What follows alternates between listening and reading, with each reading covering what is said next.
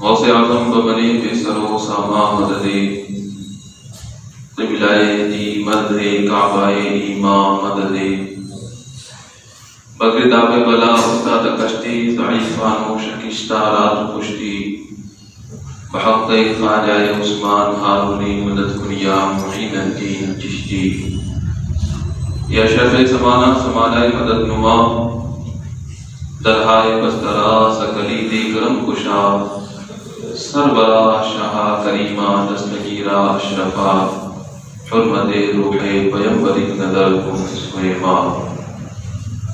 آئیے انتہائی عقیدت و محبت کے ساتھ رحمت عالم نور مجسم حضور احمد مجتبی محمد مصطفیٰ صلی اللہ علیہ وسلم کی بارگاہ میں رسمنا میں درود و سلام کا ہدیہ پیش کریں۔ پڑھیے بابا اللہم صلی علی سیدنا و مولانا محمد کما تحب و ترضى وصلی علیہ صلاۃ و سلام علیک یا حبیبی یا رسول اللہ صلی اللہ تعالی علیہ وسلم۔ اللہ تبارک و تعالی قرآن کریم فرقان حمید میں ارشاد فرماتا ہے کنتم خیر امۃ، تم ایک بہترین امت ہو، اخرجت للناس، جو لوگوں کے لیے ظاہر کی گئی، تأمرون بالمعروف، تم بھلائی کا حکم دیتے ہو، وتنہون عن المنکر، اور برائی سے منع کرتے ہو، وتؤمنون باللہ، اور اللہ پر ایمان رکھتے ہو۔ ولو آمن اہل الکتاب، اور اگر اہل کتاب بھی ایمان والے ہو جاتے، لکان خیرا لہم، تو یہ ان کے لیے بہتر ہوتا۔ منہم المؤمنون، اہل کتاب میں سے کچھ ہی لوگ ایمان والے ہیں، واکثرهم الفاسقون، اور ان میں سے اکثر لوگ فاسق اور کافر ہیں۔ ابھی تک بیان چل رہا تھا خصائص امت محمدیہ علی صاحبہ تحیۃ و ثنا کے تعلق سے کچھ خصوصیات اور باتیں ہیں جو انشاءاللہ وقتاً فوقتاً موقع بموقع بیان کی جائیں گی۔ اس کے بعد ہم آگے بڑھتے ہیں ایمان کی طرف کہ اللہ تبارک و تعالیٰ نے یہ ارشاد فرمایا کہ اگر اہل کتاب ایمان والے ہوتے تو یہ ان کے لیے بہتر ہوتا۔ ایمان کیا ہے، کسے کہتے ہیں، ایمان کی عظمت اور فضیلت کیا ہے، مومن ہونے سے بندے کو ملتا کیا ہے، پھر ایمان کے تقاضے کیا ہیں، اس کی شرائط کیا ہیں، اور کب ایمان ناقص رہتا ہے اور کب ایمان مکمل ہو جاتا ہے۔ تو انشاءاللہ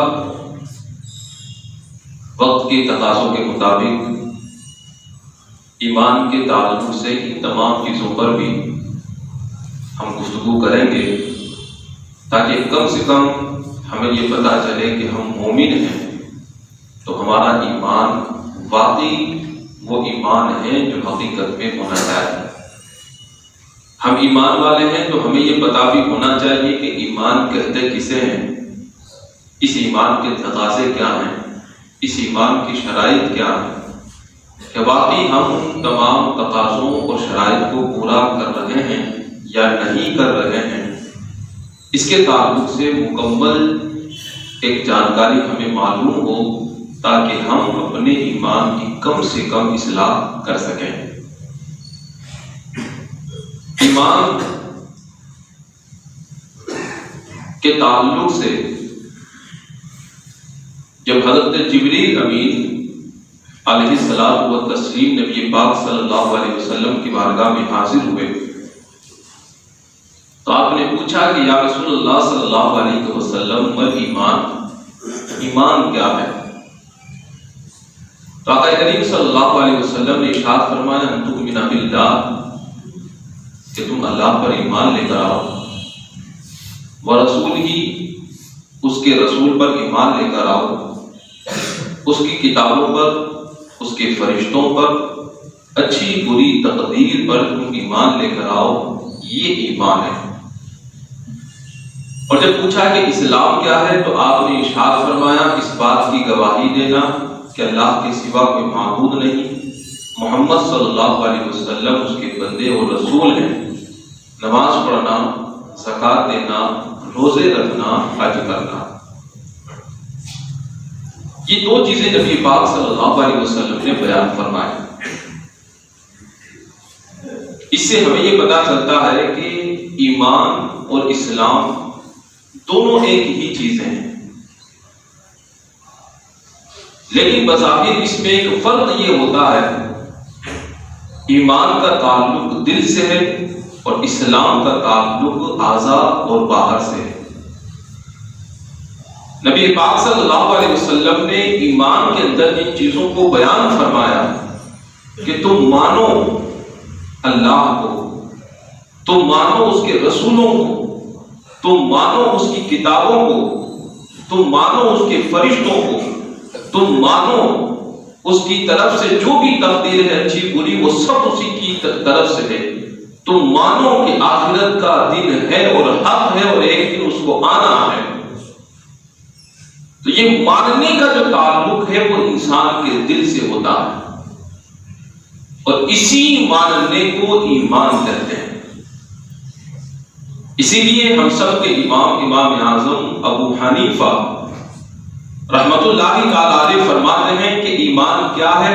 آپ نے فرمایا کہ اقرار باللسان و تصدیق بالقلب، کہ زبان سے اقرار کرنا کہ میں مانتا ہوں، اور جو زبان سے اقرار ہے دل میں اس کی تصدیق بھی ہو کہ ہاں دل سے میں ان تمام چیزوں کو مانتا ہوں، ان تمام چیزوں پر میرا ایمان ہے، میرا یقین ہے، تب جا کر وہ انسان مومن ہوا کرتا ہے۔ تو ایمان کا تعلق انسان کے باطن اور اس کے دل سے ہوتا ہے، اور اسلام کا تعلق انسان کے ظاہر سے ہوتا ہے۔ اس لیے نبی پاک صلی اللہ علیہ وسلم سے جب اسلام کی تعریف پوچھی گئی تو سرکار نے ارشاد فرمایا تم گواہی دو کہ اللہ کے سوا کوئی معبود نہیں، محمد صلی اللہ علیہ وسلم اس کے بندے و رسول ہیں۔ یہ کیا ہے؟ یہ ہمیں زبان سے کہنا ہے، یہ گواہی دینی ہے، تو یہ اسلام ہے۔ تم نماز پڑھو تو نماز پڑھنا ایک عمل ہے جو انسان کو دکھائی دیتا ہے، یہ اسلام ہے۔ تم رمضان کے روزے رکھو تو یہ دکھائی دیتا ہے، یہ اسلام ہے۔ تم استطاعت رکھتے ہو تو اپنے مال کی زکات ادا کرو، بیت اللہ کا حج کرو، یہ دکھائی دیتا ہے۔ تو اسلام اور ایمان دونوں ایک چیزیں ہیں، فرق اس بات میں ہے کہ اسلام کا تعلق ظاہر سے ہے، ایمان کا تعلق باطن سے ہے۔ منافق کو بھی ہم مسلمان کہہ سکتے ہیں، لیکن منافق کو مومن نہیں کہہ سکتے، کیونکہ ایک منافق جو دل سے ایمان کی تمام چیزوں کو نہیں مانتا، زبان سے اقرار کرتا ہے کہ اللہ ایک ہے، آخرت پر ایمان لے کر آتا ہے کہ آخرت حق ہے، اللہ کے رسولوں فرشتوں سب کے تعلق سے وہ گواہی دیتا ہے، نماز بھی پڑھتا ہے، روزے بھی رکھتا ہے، حج بھی کرتا ہے، زکات بھی دیتا ہے، یہ ساری چیزیں ہمیں اس میں دکھائی دیتی ہے، تو ہم اسے مسلمان کہیں گے، لیکن مومن ہے یا نہیں، اگر اس کے دل میں ان تمام چیزوں کی تصدیق اور ایمان نہیں ہے تو وہ مسلمان تو ہو سکتا ہے، مسلمان کہلایا جا سکتا ہے، لیکن وہ مومن نہیں ہو سکتا۔ تو یہ ہوتا ہے ایمان، جس کا تعلق انسان کے باطن سے ہوتا ہے۔ ہم ایک چیز سنتے ہیں عقیدہ، یہ عقیدہ کیا ہوتا ہے؟ عقیدہ بنتا ہے عقد سے، کہ جس کا معنی ہوتا ہے گانٹ لگا دینا۔ جتنی چیزیں ایمان میں ذکر کی گئی انہیں ماننا، اور ماننے کے بعد ان ساری چیزوں کو اپنے دل میں بٹھا لینا مضبوطی کے ساتھ، اسی مضبوطی کے ساتھ بٹھانے کو عقیدہ کہا جاتا ہے۔ ہم سب کا عقیدہ ہے اللہ ایک۔ کیا مطلب کہ ہم نے اپنے دل کے اندر یہ بات مضبوطی کے ساتھ میں بٹھا لی کہ اللہ کے سوا کوئی معبود نہیں، وہ اکیلا ہے، لم یلد ولم یولد ہے، نہ اس نے کسی کو جنا نہ اس کو کسی نے جنا، اس کا کوئی ساتھی نہیں، اس کی کوئی بیوی نہیں، اس کی کوئی ماں نہیں، وہ اکیلا ہے، وہ بے نیاز ہے۔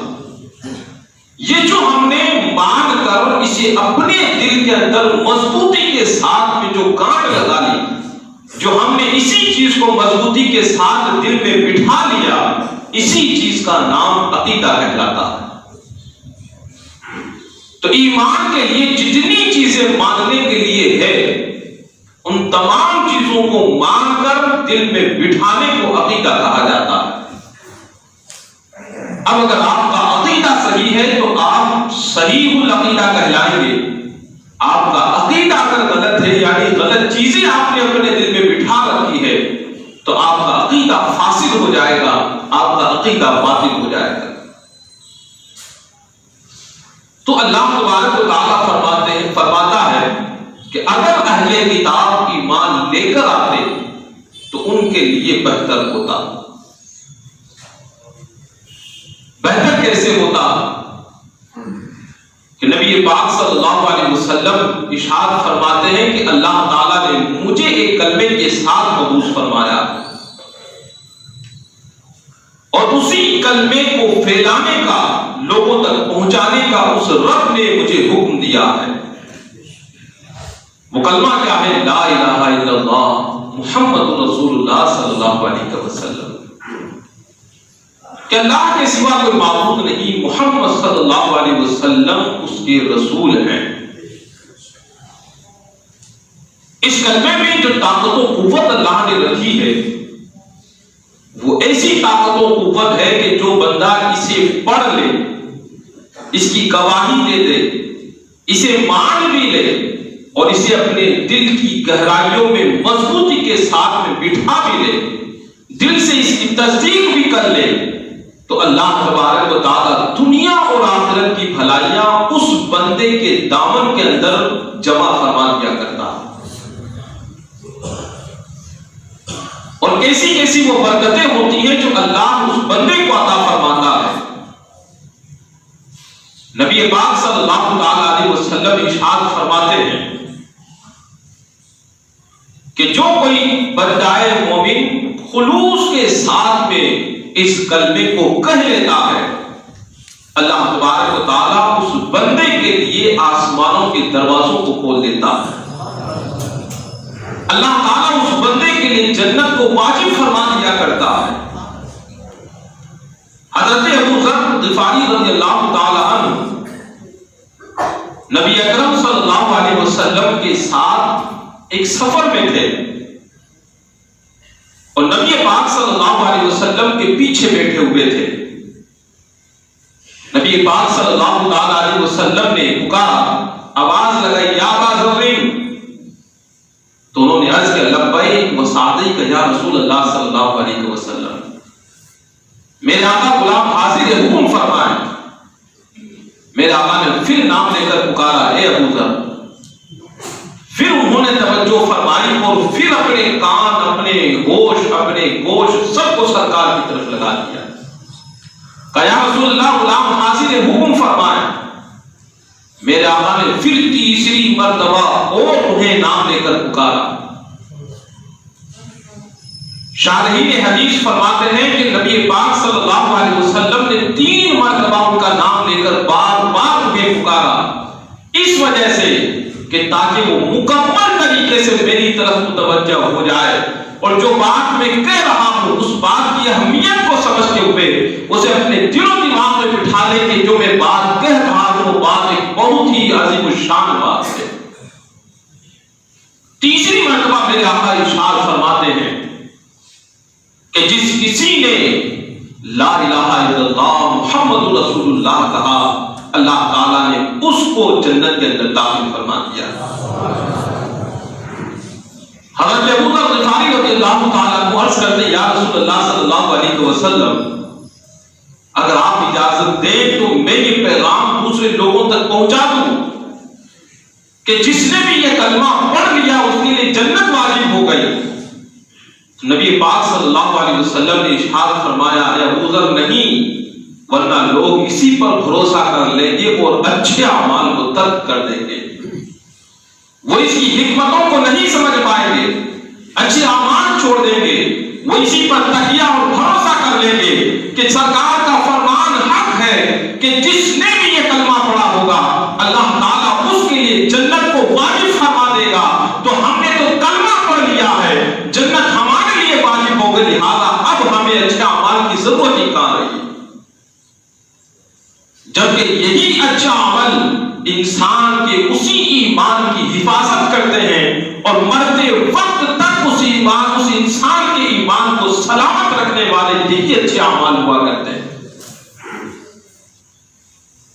تو یہ ایک ضرورت ہے اس بات کی کہ زمین میں بیج بونے کے بعد انسان کو اس سے غافل نہیں ہونا چاہیے۔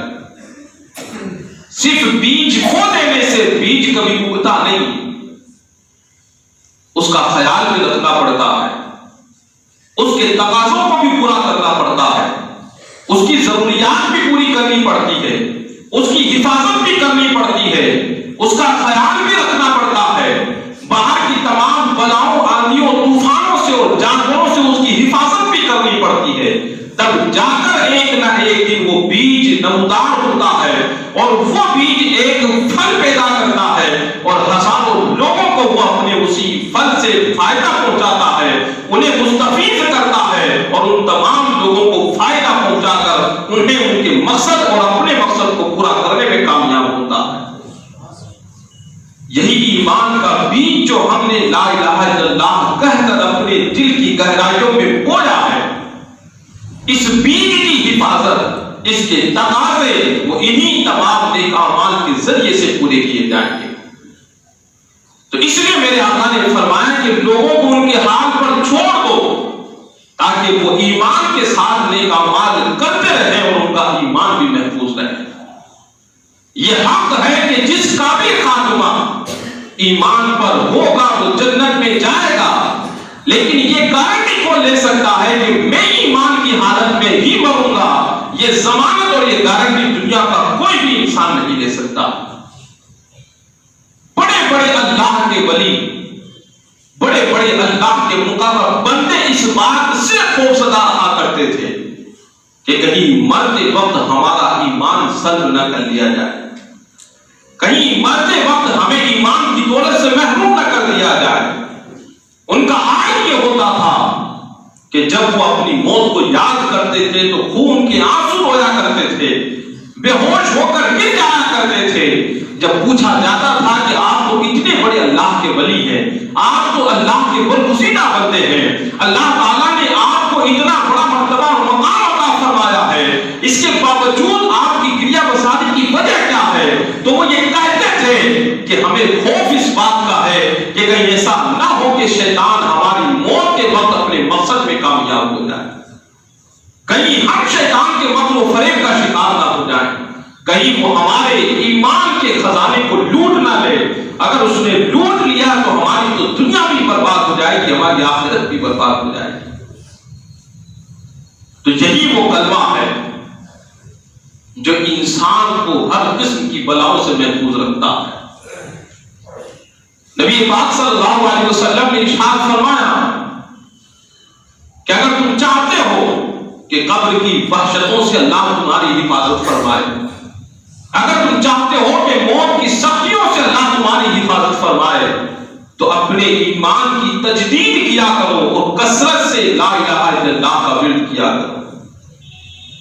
یہ لا الہ الا اللہ محمد رسول اللہ صلی اللہ علیہ وسلم یہ وہ کلمہ ہے کہ جو بندہ کثرت کے ساتھ اس کلمے کو پڑھتا ہے تو شیطان اس بندے سے مایوس ہو جاتا ہے۔ جو بندہ کثرت کے ساتھ اس کلمے کو پڑھتا ہے اللہ موت کے وقت سختیوں سے اسے محفوظ فرماتا ہے۔ یہ وہ کلمہ ہے کہ جب بندہ اسے پڑھتا ہے تو مرتے وقت اللہ اس کے چہرے پر نور پیدا فرماتا ہے۔ یہ وہ کلمہ ہے کہ جب بندہ اسے کثرت کے ساتھ میں میں پڑتا ہے تو اللہ تبارک و تعالیٰ اس بندے کے لیے آسانیاں پیدا فرما دیتا ہے. یہ وہ کلمہ ہے کہ جب بندہ اسے پڑھتا ہے تو آسانی کے ساتھ میں سکرات الموت کی سختیوں سے اللہ تعالیٰ اس بندے کی حفاظت بھی فرما دیا کرتا ہے.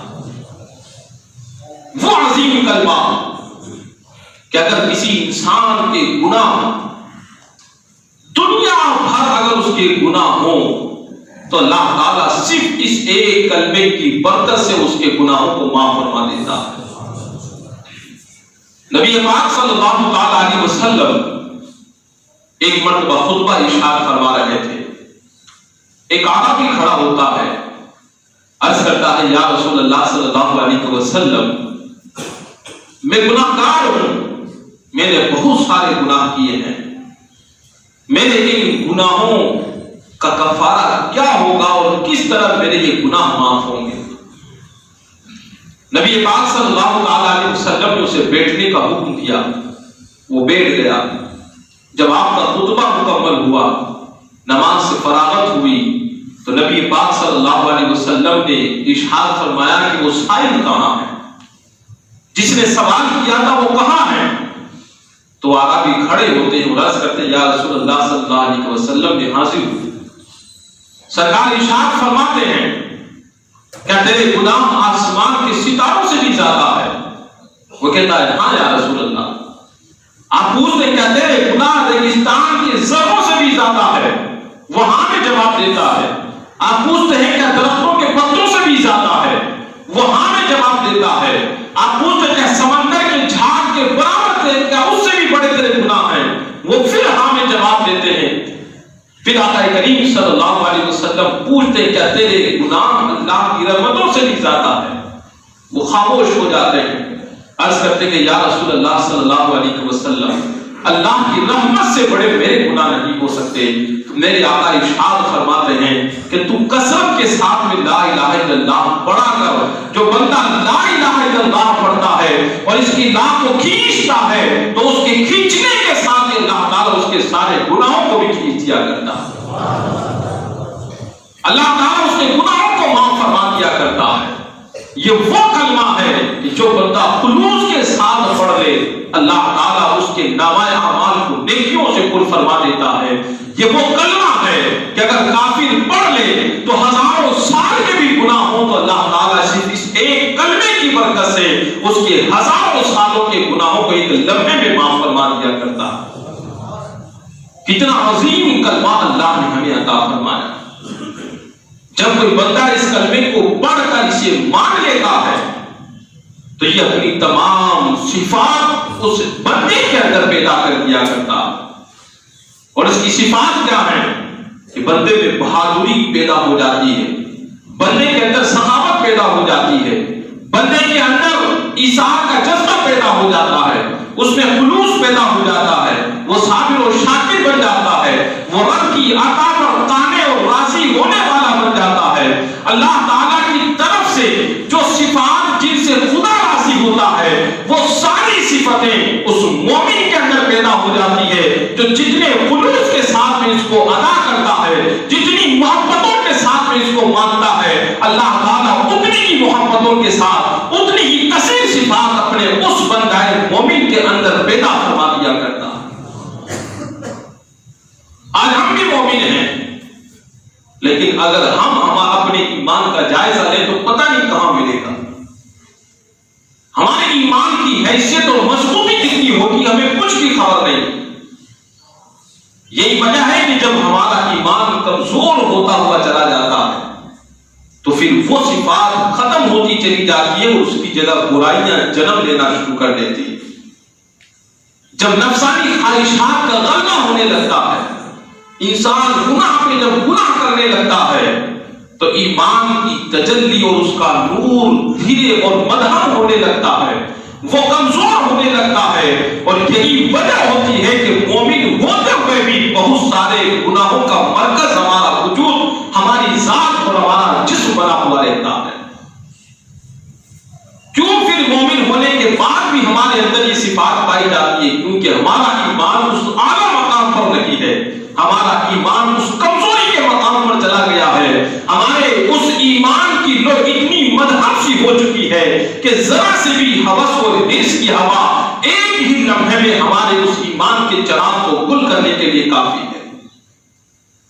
اور نہ جانے ہم میں سے کتنے سے لوگ ہوں گے جنہوں نے اپنے نفس کی غلامی کے لیے، اپنے حرص اور اپنے لالچ کے لیے، اپنے مفاد اور اپنے مطلب کے لیے، اپنے انتقام کی آگ بجھانے کے لیے، دوسروں کو مصیبتوں پریشانیوں میں ڈالنے کے لیے، دوسروں کی زندگیاں تباہ و برباد کرنے کے لیے ہم نے نہ جانے کتنے ایسے کام کیے ہوں گے کہ شاید جن کی بنیاد پر ہمارا وہ ایمان آج بھی ہمارے دل محفوظ نہیں ہوگا، وہ جا چکا ہوگا، لیکن ہمیں اس کی ایک ذرہ برابر خبر نہیں. وہ تو اللہ کے کسی فعل پر اعتراض کرنے سے بھی چلا جاتا ہے، وہ تو سنت مصطفیٰ کا مذاق اڑانے سے بھی چلا جاتا ہے، وہ تو اللہ تبارک و تعالیٰ کے منع کیے ہوئے کفریہ باتوں میں سے کسی بھی عمل کو کہنے سے یا کرنے سے بھی چلا جاتا ہے. بہت سارے ایسے کام ہماری زندگی میں کبھی کبھی آتے ہیں کہ جن کے کرنے سے ہمارا ایمان چلا جاتا ہے. ہم کر بھی لیتے ہیں مگر ہمیں یہ خبر بھی نہیں ہوتی ہے، احساس بھی نہیں ہوتا کہ اس عمل کے کرنے سے ہمارا ایمان جاتا رہا.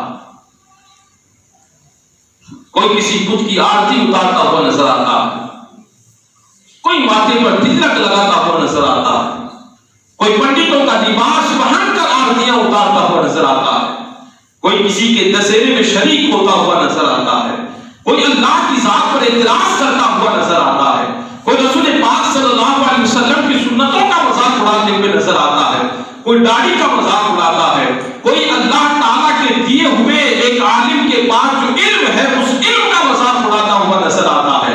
یہ وہ چیزیں ہیں، وہ اعمال ہے کہ بندہ اگر کر لے تو چاہے اس کی نیت ہو یا نہ ہو اس کا ایمان اسی وقت اس سے رخصت ہو جاتا ہے.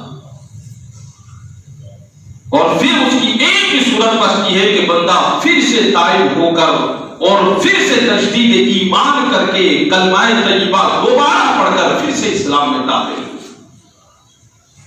اسی وجہ سے ہمیں حکم دیا گیا ہے کہ جددوا ایمانکم، اپنے ایمان کی تجدید کیا کرو، کثرت کے ساتھ میں لا الہ الا اللہ پڑھتے رہا کرو. جس محفل سے اٹھو تو وہاں سے اٹھنے سے پہلے پڑھ لیا کرو، جب کہیں پر سونا ہو تو سونے سے پہلے پڑھ لیا کرو، جب پورے دن میں کہیں پر بھی تمہارا آنا جانا رہے دل کی گہرائیوں سے اقرار باللسان اور تصدیق بالقلب کے ساتھ میں اس کلمے کو پڑھ لیا کرو کہ خدا نہ خواستہ اگر کبھی تمہاری زبان سے کوئی کفر نکل چکا ہے، تمہارا ایمان جا چکا ہے، تمہیں اس کا احساس بھی نہیں ہے، تو کم سے کم تمہارا تجدید ایمان کرنا تمہیں پھر سے مسلمان کر دے گا، تمہیں مومن کر دے گا. اور اسی حالت میں اگر تمہاری موت ہو جائے تو کم سے کم ہمارا خاتمہ اور ہماری موت ایمان کے اوپر ہوتی ہوئی نظر آئے گی. حضرت یحییٰ کلبی رضی اللہ تعالیٰ عنہ ایک عظیم صحابی رسول کہ جن کے تعلق سے نبی پاک صلی اللہ علیہ وسلم دعائیں کیا کرتے تھے کہ اللہ تعالیٰ انہیں مسلمان بنا دے، انہیں ایمان کی دولت عطا فرما دے. اللہ تبارک و تعالیٰ کی بارگاہ میں آپ کی دعا قبول ہوئی کیونکہ حضرت یحییٰ کلبی اپنے قبیلے کے سردار تھے اور ان کے مسلمان ہونے سے، مومن ہونے سے تقریباً ان کے قبیلے کے 700 افراد کا ایمان موقوف تھا کہ اگر یہ ایمان والے ہو گئے تو ان کا پورا قبیلہ 700 افراد ایمان والے ہو جائیں گے. نبی پاک صلی اللہ علیہ وسلم نے دعا فرمائی، اللہ نے اس دعا کو قبولیت کا مقام عطا فرمایا. حضرت یحییٰ کلبی کے دل میں اسلام کی محبت پیدا ہوئی. رسول پاک صلی اللہ علیہ وسلم کی بارگاہ میں حاضر ہونے کے لیے اپنے گھر سے چلے. لوگوں نے پہلے جا کر خوشخبری دی، یا رسول اللہ صلی اللہ علیہ وسلم حضرت یحییٰ کلبی اسلام کے لیے مسلمان ہونے کے لیے آپ کی بارگاہ میں تشریف لا رہے ہیں. آقا کریم صلی اللہ علیہ وسلم کو اتنی خوشی ہوئی کہ نبی پاک صلی اللہ علیہ وسلم نے کھڑے ہو کر اپنی چادر یحییٰ کلبی کے لیے بچھا دی، جو چادریں کسی بادشاہ کے لیے نہیں بچھی، وہ ایک مسلمان ہونے والے فرد اور انسان کے لیے سرکار نے اپنے اس مبارک چادر کو بچھایا. حضرت یحییٰ کلبی جب داخل ہوئے اور دیکھا کہ آقا رحمت صلی اللہ علیہ وسلم نے اپنی چادر مبارک کو بچھا دیا ہے، فوراً اس چادر کو اپنے ہاتھوں سے اٹھاتے ہیں، اسے اپنی آنکھوں پر لگا کر بوسہ لیتے ہیں، اسے چومتے ہیں، اس کی تعظیم کرتے ہیں اور ادب و احترام کے ساتھ میں سرکار کی بارگاہ میں پیش کرتے ہیں اور عرض کرتے ہیں یا رسول اللہ صلی اللہ علیہ وسلم میں اس لائق نہیں ہوں، میں بڑا خطا کار گناہگار ہوں، آپ کی بارگاہ میں مسلمان ہونے کے لیے حاضر ہوا۔ نبی پاک صلی اللہ علیہ وسلم نے حضرت یحییٰ کلبی کو کلمہ پڑھایا، اسلام میں داخل کیا۔ حضرت یحییٰ کلبی مسلمان ہونے کے بعد صاف خطاب ہونے لگے، عرض کیا یا رسول اللہ صلی اللہ علیہ وسلم میں بہت بڑا گناہگار ہوں، میں نے بہت بڑے گناہ کیے ہیں، کیا میرا گناہ اللہ معاف کر سکتا ہے؟ میرا گناہ اتنا عظیم ہے کہ اگر اس گناہ کی سزا میرا قتل بھی ہو تو میں بخوشی اپنا سر ان تمام گناہوں کے کفارے کے طور پر پیش کرنے کے لیے تیار ہوں۔ اگر اس کی سزا میرا سارا گھر مال و دولت سب کچھ اللہ کی راہ میں لٹانا ہو تو میں اپنا سب کچھ ان گناہوں کے کفارے کے طور پر لٹانے کے لیے تیار ہوں۔ میرے آقا ارشاد فرماتے ہیں یحییٰ بتاؤ تو صحیح تمہارا گناہ کیا ہے؟ تو حضرت یحییٰ کلبی عرض کرتے ہیں یا رسول اللہ صلی اللہ علیہ وسلم میں نے اپنے ہی خاندان کی 70 بچیوں کو زندہ ذبح کیا، 70 بچیوں کو اپنے ہی ہاتھوں سے میں نے ذبح کیا ہے، انہیں درگور کیا ہے، میں نے انہیں اپنی ہاتھوں سے دفن کیا ہے۔ یا رسول اللہ صلی اللہ علیہ وسلم میرا یہ وہ گناہ ہے کہ جس کے لیے میں آپ کی بارگاہ میں حاضر ہوا ہوں کہ اگر اس کا کوئی کفارہ ہو، اس کا کوئی معاوضہ یا بدلہ ہو تو آپ رب کی بارگاہ میں عرض کریں تاکہ جو رب کا حکم ہوگا میں اپنے اس گناہ کے بوجھ سے نکلنے کے لیے اسی پر عمل کرنے کے لیے تیار ہوں۔ آقا رحمت صلی اللہ علیہ وسلم جب یہ سنتے ہیں تو حیرت میں پڑ جاتے ہیں، خاموش ہو جاتے ہیں کہ اتنے بڑے گناہ کا کفارہ کیا ہو سکتا ہے۔ اسی وقت رب کائنات حضرت جبریل امین کو بھیجتا ہے اور اپنے محبوب کی بارگاہ میں سلام بھیجتا ہے، پیغام بھیجتا ہے۔ حضرت جبریل امین حاضر ہو کر عرض کرتے ہیں یا رسول اللہ صلی اللہ علیہ وسلم آپ کا رب آپ کو سلام بھیجتا ہے اور عرض کرتا ہے اور ارشاد فرماتا ہے اے محبوب یحییٰ کلبی نے جو کلمہ پڑھا ہے اس کلمے کی برکت سے ہم نے اس کے 60 سال کے کفر کو بھی معاف کر دیا، ہم نے اس کے 60 سال کی بت پرستی کو بھی معاف کر دیا، ہم نے اس کے 60 سال کے گناہوں کو بھی معاف کر دیا ہے اور اس نے جو 70 بچیوں کو جو ذبح کیا ہے اس گناہ کو بھی ایک کلمے کی برکت سے ہم نے معاف فرما دیا ہے۔ آقا کریم صلی اللہ علیہ وسلم نے جب یہ سنا حضرت یحییٰ کلبی کو جب یہ پیغام دیا تو وہ خوشی سے رونے لگے، میرے آقا بھی خوشی سے رونے لگتے ہیں، صحابہ کرام کی آنکھوں میں بھی آنسو جاری ہو جاتے ہیں اور اس وقت میرے آقا ارشاد فرماتے ہیں اے مولا جس کافر نے ایک مرتبہ اس کلمے کو پڑھا تو نے اس کے 60 سال کے گناہوں کو معاف فرما دیا۔ اگر میرا کوئی امتی مسلمان ہوتے ہوئے اگر اس کلمے کو روز اس کا ورد کرتا رہے گا تو مجھے یقین ہے کہ تو اپنے اس مسلمان بندے کی ضرور مغفرت فرمائے۔ یہ وہ کلمہ ہے کہ بندہ پڑھتا ہے تو عرش الہی چھونے لگتا ہے، یہ وہ کلمہ ہے کہ بندہ اگر محویت کے عالم میں پڑھتا ہے تو اس کا دل بھی چھونے لگتا ہے، یہ وہ کلمہ ہے کہ بندہ اگر محویت کے عالم میں اس کو پڑھتا ہے تو اس کے بدن کا ہر حصہ چھونے لگتا ہے، یہ وہ کلمہ ہے کہ میرے آقا ارشاد فرماتے ہیں کہ اگر زمین و آسمان کو ایک پلڑے میں رکھ دیا جائے، زمین و آسمان میں جتنی چیزیں ہیں، ان کے نیچے جتنی چیزیں ہیں، ان کے اندر جتنی چیزیں ہیں، ان تمام چیزوں کو ایک پلڑے میں رکھ دیا جائے اور صرف لا الہ الا اللہ یہ کلمہ طیبہ دوسرے پلڑے میں رکھ دیا جائے، اس کا اتنا وزن ہوگا کہ زمین و آسمان بھی اس کے وزن کے آگے فیل ہوتے ہوئے نظر آئے۔ اسی وجہ سے روایتوں میں آتا ہے کہ اللہ تعالیٰ قیامت کے دن ایک گناہگار بندے کو اپنی بارگاہ میں طلب کرے گا، اللہ تعالیٰ اس کے گناہوں کے 99 دفتر کھولے گا، ہر دفتر تاحد نگاہ پھیلا ہوا ہوگا، گناہوں سے بھرا ہوا ہوگا، رب کائنات ارشاد فرمائے گا میرے بندے دیکھ کہیں ایسا تو نہیں کہ میرے فرشتوں نے لکھنے میں کہیں غلطی کر دی ہو، کہیں ایسا تو نہیں کہ تیرے کسی گناہ کو زیادہ لکھ لیا ہو یا تیرے کسی گناہ کو چھوڑ دیا ہو۔ وہ بندہ دیکھے گا شرمندگی کے ساتھ عرض کرے گا مولا نہیں، تیرے فرشتوں نے جو لکھا ہے بالکل صحیح لکھا ہے، جو انہوں نے لکھا ہے بالکل صحیح لکھا ہے، نہ اس میں کسی طرح کی کوئی کمی ہے نہ کوئی زیادتی ہے۔ اللہ تبارک و تعالیٰ جب دیکھے گا کہ اس کا وہ بندہ اپنے ان تمام دفتروں کا اقرار کر رہا ہے، اپنے تمام گناہوں کا اعتراف کر رہا ہے، تو رب کائنات فرمائے گا اے بندے تو گھبراتا کیوں ہے؟ آج تجھ پر ظلم نہیں کیا جائے گا۔ اللہ تعالیٰ فرشتوں کو حکم دے گا کہ اس کی ایک امانت لے کر آؤ۔ فرشتے ایک پرچی کا ٹکڑا لے کر آئیں گے کہ جس کے اندر ایک لفظ لکھا ہوا ہوگا، ایک کلمہ لکھا ہوا ہوگا۔ فرشتے اس ٹکڑے کو لے کر آئیں گے اور اس کو دوسرے ترازو کے اندر رکھا جائے گا۔ ایک ترازو میں اس کے 99 گناہوں کے دفتر رکھے جائیں گے۔ وہ بندہ کھڑا کھڑا سوچ رہا ہوگا کہاں یہ حد نگاہ پھیلے ہوئے گناہوں کے 99 دفتر، کہاں یہ چھوٹا سا ایک پرچی کا ٹکڑا، ایک کاغذ کا ٹکڑا، کس طرح اس کا وزن کیا جائے گا، بھلائی کے سامنے اس کی حیثیت کیا ہوگی؟ وہ بندہ یہ سوچ ہی رہا ہوگا۔ رب کائنات کی طرف سے پھر حکم ہوگا، پھر ارشاد ہوگا اے بندے تو گھبرا نہیں، آج تجھ پر ظلم نہیں کیا جائے گا۔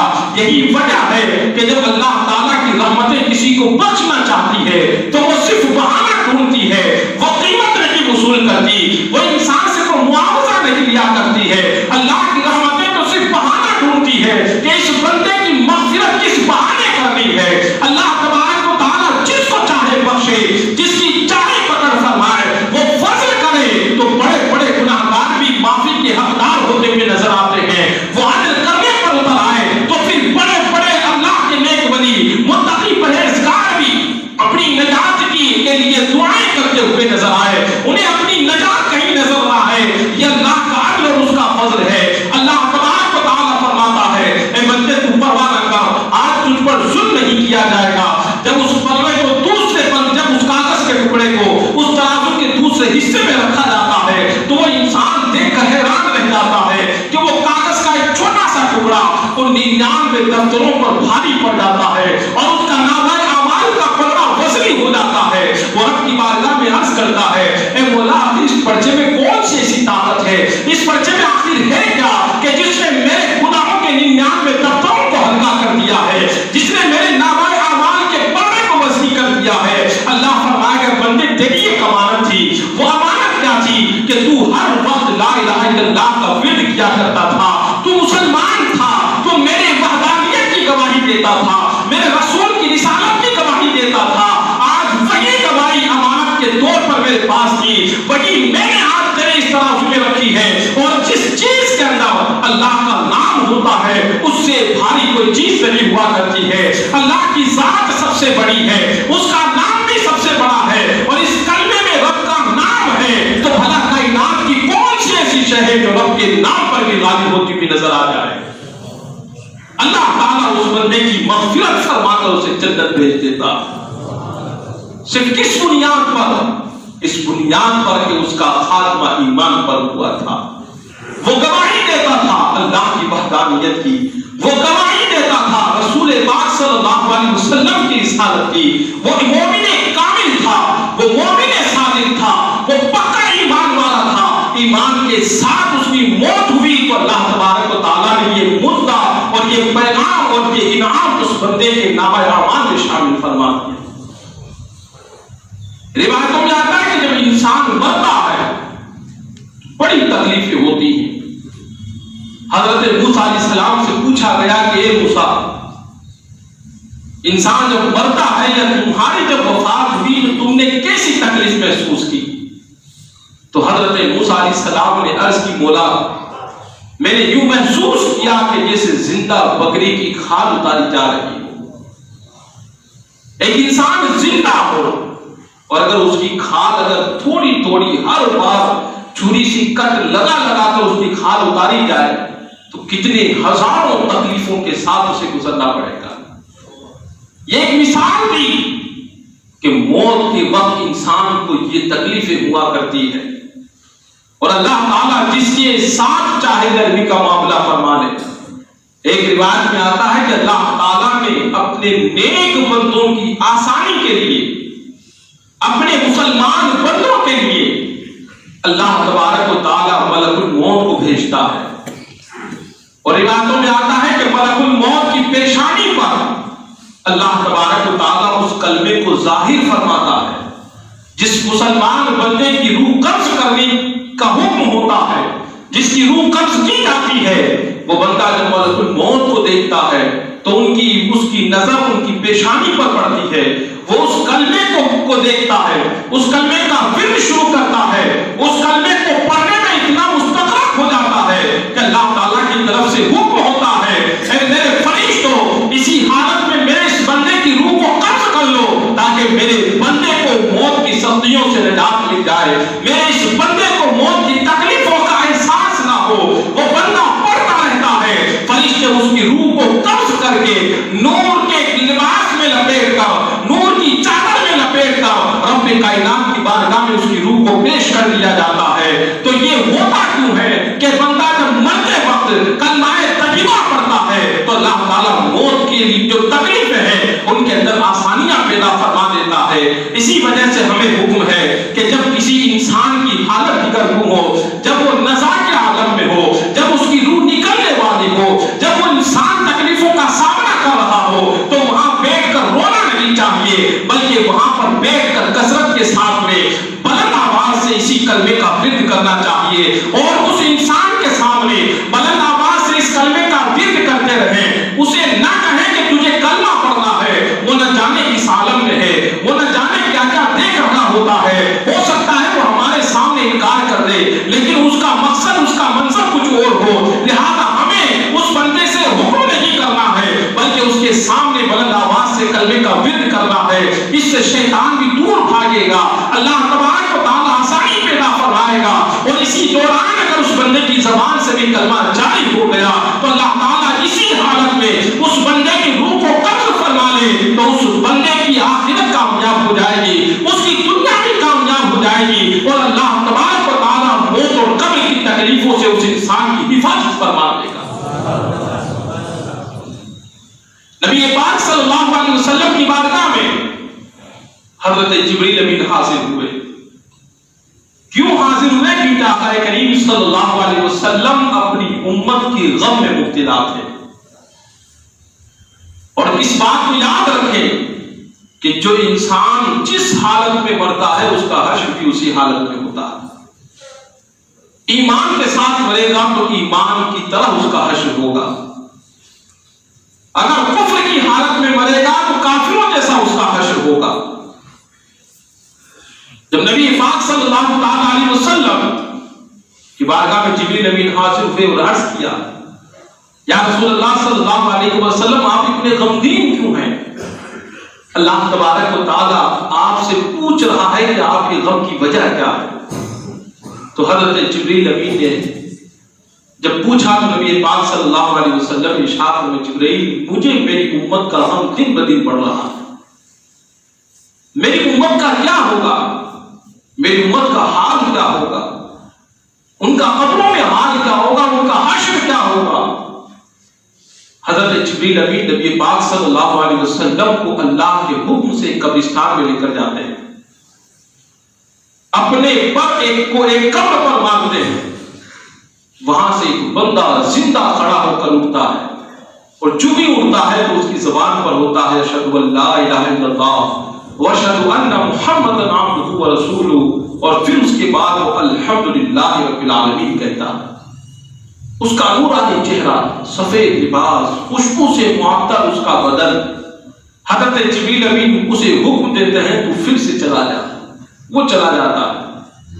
پھر ایک دوسری قبر پر پر کو مارتے ہیں تو وہاں سے ایک کالا کروٹا نیلی آنکھوں والا، سیاہ منہ والا، اس کی آنکھیں بگڑی ہوئی، بدن اس کا بدبودار، ہائے افسوس، ہائے مصیبت کہتا ہوا کھڑا ہوتا ہے. حضرت جبریل امین اسے حکم دیتے ہیں، وہ پھر سے اپنی قبر میں چلا جاتا ہے. نبی پاک صلی اللہ علیہ وسلم نے پوچھا ہے جبریل کیا ہے؟ تو حضرت جبریل امین عرض کرتے ہیں، یا رسول اللہ صلی اللہ علیہ وسلم وہ جو انسان جو سفید تھا، جو روشن تھا، وہ تھا جو ایمان کی حالت میں مرا تھا۔ یہ دوسرا انسان وہ ہے جو کفر کی حالت میں مرا ہے، اور جو انسان جس حالت میں مرے گا اللہ تعالیٰ اسی کے ساتھ اس کا حشر بھی فرمائے گا۔ جو ایمان کے ساتھ مرے گا اس کا حشر اللہ اس حالت میں فرمائے گا، جو کفر کے ساتھ مرے گا اس کا حشر اللہ تعالیٰ اس کالے کلوٹے انسان کی طرف فرمائے گا۔ شیطان کہتا ہے کہ ابن آدم نے میری کمر توڑ کے رکھ دی، ابن آدم نے مجھے پریشان کر رکھا ہے، وہ میرے ہر بار کو فیل کرتے ہیں، وہ میرے ہر ایک عمل کو برباد کر دیا کرتے ہیں۔ پوچھا کہ کس بنیاد پر؟ انسان کی کیا طاقت کہ وہ تجھے بے بس کر دے؟ انسان کی کیا طاقت کہ وہ تیری ساری محنت کو برباد کر دے؟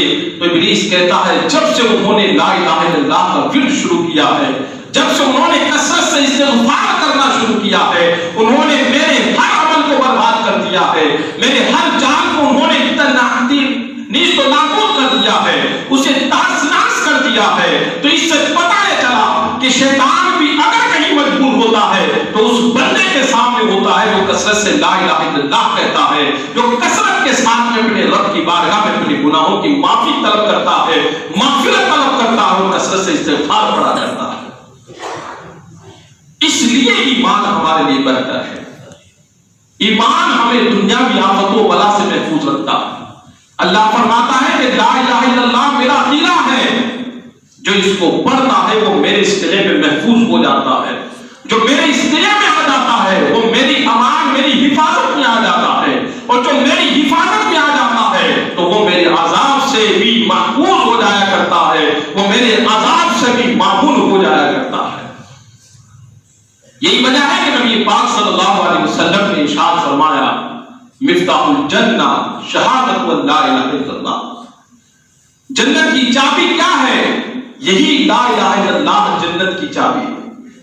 کوئی بھی کافر، کوئی بھی منافق ہرگز جنت میں داخل نہیں ہو سکتا۔ جنت میں وہی انسان داخل ہوگا کہ جس نے خلوص کے ساتھ میں اس کلمہ طیبہ کو پڑھا ہوگا، اس کو دل کی گہرائیوں سے مانا ہوگا۔ ایک آخری بات ہے ایک بزرگ کے تعلق سے کہ جو بڑے مجاہد تھے، اسلام کے لیے جہاد کیا کرتے تھے۔ ایک مرتبہ جب واپسی سفر میں جب وہ لوٹ رہے تھے تو رات میں رستہ بھول گئے، اور ایک ایسی جگہ پر جانا ہوا پہاڑ کے اوپر کہ جہاں بہت سارے لوگ جمع تھے، اور ان کے بیچ میں ایک کرسی خالی تھی۔ وہ بزرگ گئے اور ان سے پوچھا تو انہوں نے کہا ہم سب عیسائی ہیں، اور سال میں ایک بار ہمارا پادری یہاں آتا ہے، وہ ہمیں باز و نصیحت کرتا ہے۔ چنانچہ 8 سال کا وہ دن ہے اور ان کے آنے کا دن ہے، اس لیے ان کی دیدار کے لیے، ان کے باز و نصیحت کو سننے کے لیے یہاں ہیں۔ وہ بزرگ بھی وہیں بیٹھ جاتے ہیں۔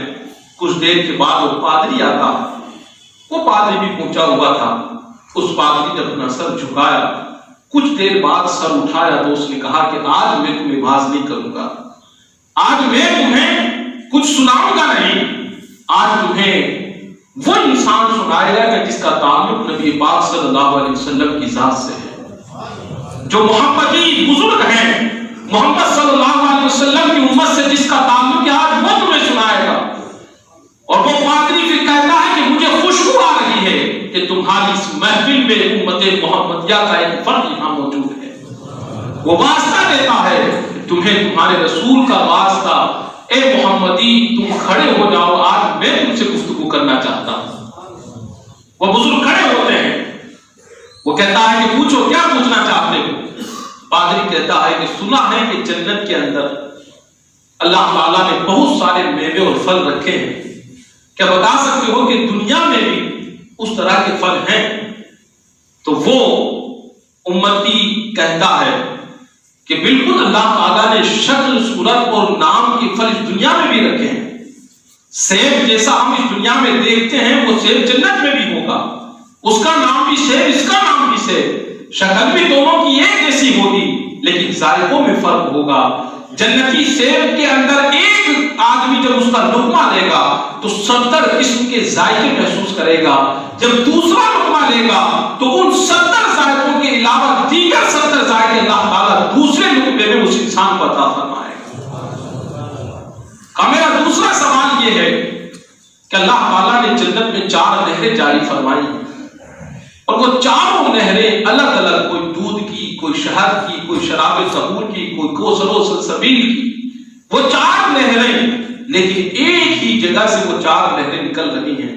یہ سمجھا سکتے ہو کہ بھلا ایسا کیسے ہو سکتا ہے کہ ایک ہی بوتل سے چار گلاسیں بھری جائے اور چاروں کا ذائقہ اور چاروں چیزیں الگ الگ ہو جائے؟ اس امتی نے کہا کیوں نہیں ہو سکتا؟ اللہ نے اس کی مثال بھی دنیا کے اندر رکھی ہے۔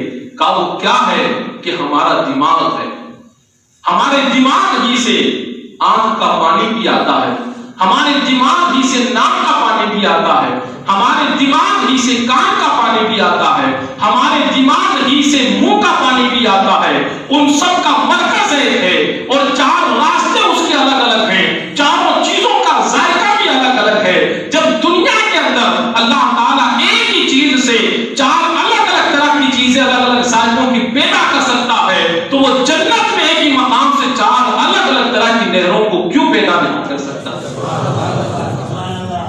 اس نے کہا کہ میرا ایک اور سوال کہ جنت میں لوگ کھائیں گے پیئیں گے، لیکن انہیں نہ پیشاب کی حاجت ہوگی، نہ استنجے کی اور پخانے کی حاجت ہوگی۔ آخر کھانے پینے کے بعد ایسی حاجتیں تو ہونا فطری ہے، تو آخر جنت میں یہ ساری چیزیں کیوں نہیں ہو سکتی، یا جنت میں کیوں نہیں ہوگی؟ یہ چیز ہمیں سمجھ میں نہیں آتی ہے۔ تو اس امتی نے کہا کیوں نہیں ہو سکتا؟ ماں کے پیٹ میں 9 مہینے تک بچہ رہتا ہے، 9 مہینے ماں کے پیٹ میں رہتا ہے، اللہ اسے روزی دیتا ہے، اس کا کھانا بھی پورا کرتا ہے، اس کا پینا بھی پورا کرتا ہے، اس کی ضروریات بھی پوری کرتا ہے، لیکن یہ سارا کچھ ہونے کے بعد بھی نہ وہ پیشاب کی اسے حاجت ہوتی ہے، نہ استنجے کی اسے حاجت ہوتی ہے۔ تو جب ایک ماں کے پیٹ میں ایک بچے کے لیے اللہ نے یہ ساری چیزیں ہمیں سمجھا دی، تو بھلا جنت میں ہمیں کیوں سمجھ میں نہیں آتا یہ سب کھانے کے بعد اللہ چاہے گا تو ہمیں کسی چیز کی کوئی حاجت نہیں ہوگی، بس ایک خوشبودار ڈکار آئے گی اور انسان کو پھر سے جنتی کھانوں کی خواہش پیدا ہو جائے گی۔ اور ایک بات اور یاد رکھیں کہ جنت میں انسان بھوک کے لیے نہیں کھائے گا، کیونکہ جنت کی جتنی نعمتیں ہوں گی اس کی تاثیر یہ ہے کہ ایک مرتبہ کھانے کے بعد انسان زندگی بھر کبھی بھوکا نہیں ہو سکتا۔ تو پھر جنتی نعمتیں انسان کھائے گا کیوں؟ وہ صرف لذتوں کے لیے کھائے گا۔ انسان کی جتنی نعمتیں انسان کے اللہ نے جنت میں رکھی ہے وہ بھوک مٹانے کے لیے نہیں ہوگی، بلکہ وہ لذتوں کی چاشنی، لذتوں کی حلاوت کے لیے ہوگی، لذتوں کی پیاس کو بجھانے کے لیے ہوگی، لذتیں بڑھانے کے لیے ہوگی، اور جنت کی ہر نعمت انسان صرف اپنی لذت کو پورا کرنے کے لیے استعمال کرے گا۔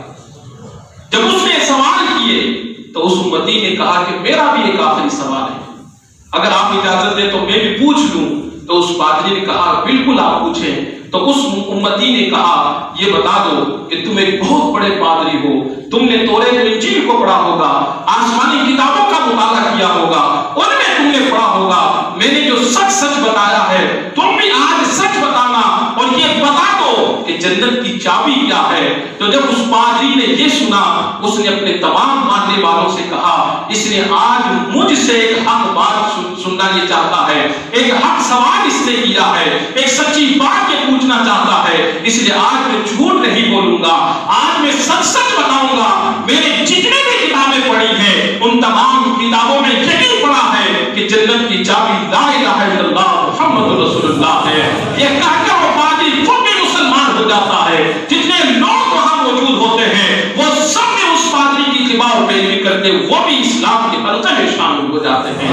تو یہ ایمان ہے، یہ اسلام ہے، اس لیے اپنے ایمان کو مضبوط کریں، کثرت کے ساتھ کلمہ طیبہ کا ورد کریں، اللہ کا احسان مانیں کہ اس نے سب سے افضل دولت اور سب سے افضل نبی، سب سے افضل دین ہمیں عطا فرمایا ہے، لہذا اس کا احترام اور اس کی قدر کرتے ہوئے اپنے اس ایمان کی حفاظت کے سامان مہیا کریں۔ اللہ تعالی ہم سب کو ان باتوں پر عمل کرنے کی توفیق عطا فرمائے۔ استغفر اللہ ربی من کل ذنب واتوب الیہ، واخر دعوانا الحمد للہ رب العالمین۔ السلام علیکم۔